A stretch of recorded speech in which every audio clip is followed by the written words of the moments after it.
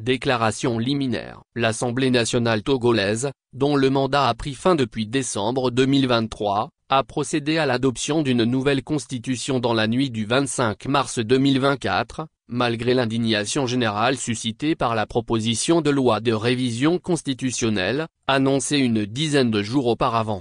Cette nouvelle constitution qui institue un régime parlementaire est une entreprise unilatérale du régime RPT-UNIR, sans consultation des différentes composantes du peuple, attitude incompréhensible et blâmable, s'agissant de l'adoption du texte fondamental pour tout le pays. Il y a en outre une flagrante violation de la constitution togolaise. En effet, non seulement l'Assemblée nationale dont le mandat a pris fin ne peut procéder à une révision constitutionnelle, mais aussi, s'agissant d'une nouvelle constitution, le recours au référendum était nécessaire conformément aux dispositions constitutionnelles en vigueur. Il y a manifestement violation délibérée et provocatrice des articles 52 et 59 al.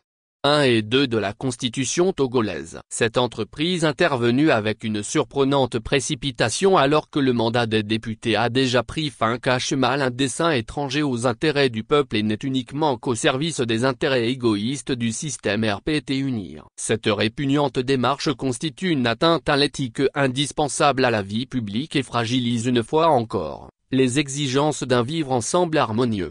Les signataires condamnent avec fermeté cette attitude scandaleuse et s'engagent à résister à ce coup de force contre la Constitution et le peuple togolais. Ils sont déterminés à mener une lutte âpre pour venir à bout du système RPT-UNIR et inscrivent les actions dans la durée. C'est pourquoi ils appellent le peuple togolais dans toutes ses composantes, ethniques, religieuses, professionnelles, sociales notamment, à se mobiliser pour mettre fin à cette forfaiture en vertu du devoir constitutionnel de tout citoyen. Des actions seront menées en concertation avec les autres formations politiques et associations sincèrement engagées dans le même combat en vue de la jonction des efforts pour faire cesser cette trahison.